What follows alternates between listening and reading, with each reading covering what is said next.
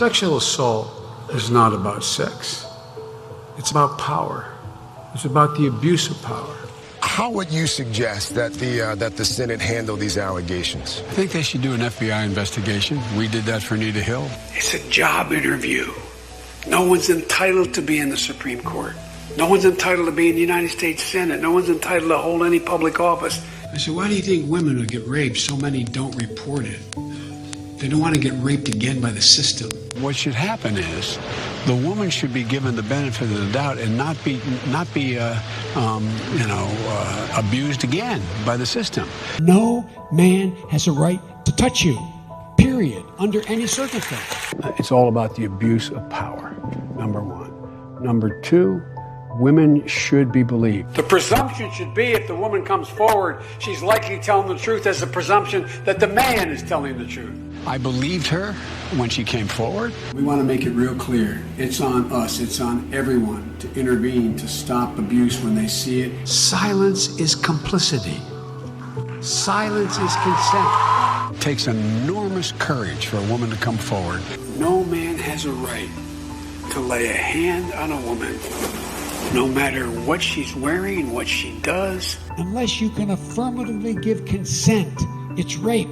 Anybody engaged in that behavior is committing a crime. So much has changed about how the public understands the pressure on women. I believe Dr. Blasey Ford because she's telling the truth, and you know it by her story. Kavanaugh denies being at the party to begin with and says his accuser might have mistaken him for someone else. What's your reaction to that?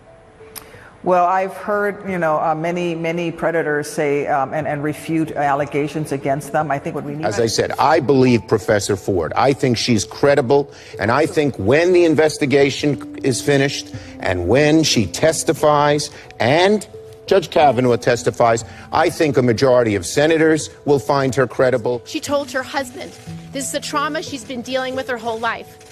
She doesn't want to be in a bedroom that doesn't have two doors. And it's going to be about listening to what each party has to say, but I believe her. Do you believe her story? Well, I can tell you it really does have a ring of truth to it. I am skeptical of polygraphs, but for those who believe them, she has passed a polygraph test. I believe Dr. Ford, as I refer to her, because she makes a very credible case. People knew that about her a long time ago.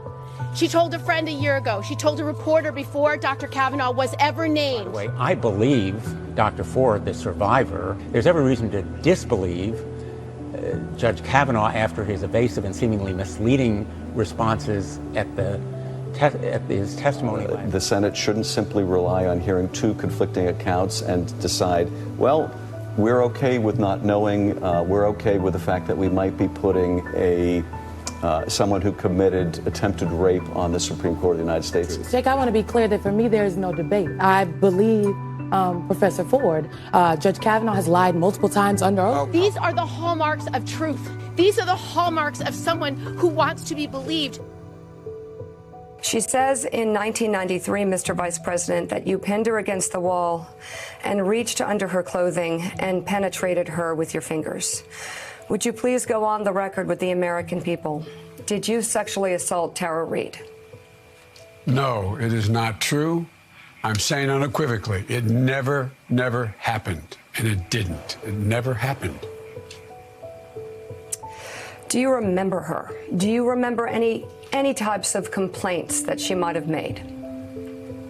I don't remember any type of complaint she may have made. It was 27 years ago. And I don't remember, nor does anyone else that I'm aware of.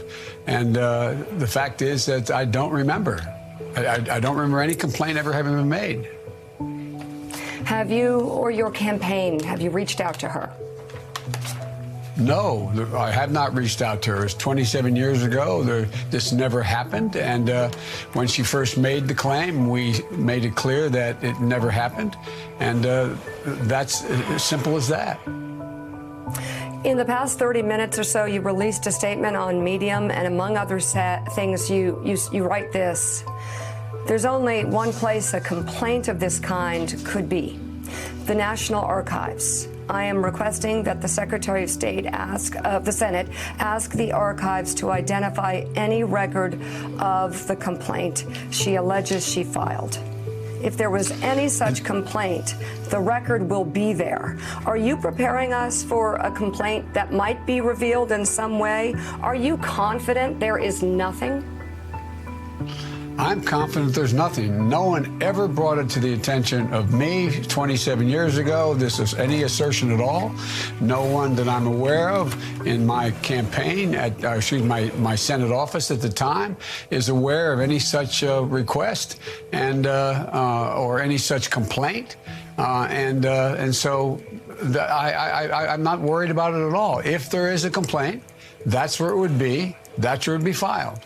And if it's there, put it out, but I've never seen it. No one has that I'm aware of.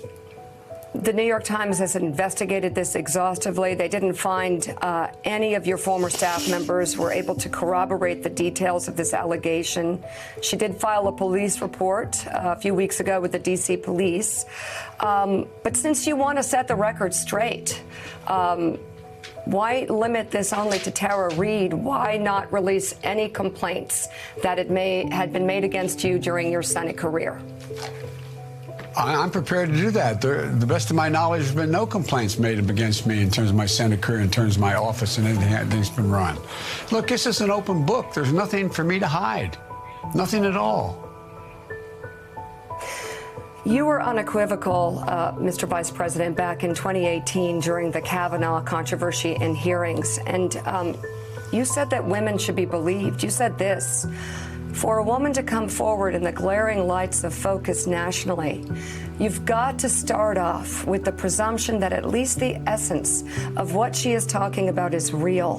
Whether or not she forgets the facts, whether or not it's been made worse or better over time.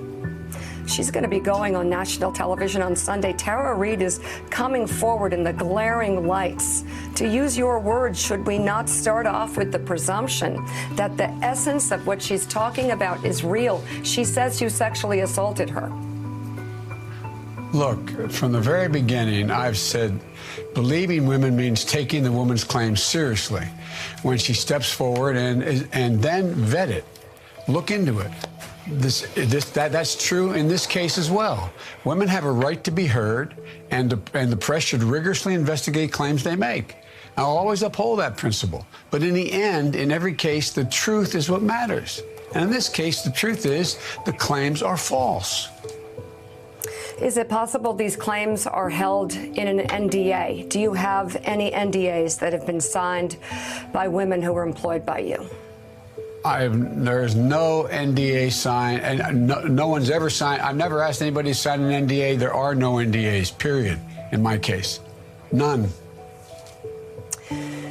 Your Senate documents at the University of Delaware were supposed to go public, and then they were resealed. The access was changed. I know that you're saying any HR complaints could be in the National Archives, but why not reveal your Senate documents that are being held in Delaware? I know there's 1,800 plus boxes, but if she believes and she alleges that the complaints may be hidden there, why not strive for complete transparency? Why was the access to those documents sealed up when they were supposed to be revealed? Well, they weren't supposed to be revealed. I gave them the university. The university said it's going to take them time to go through all the boxes.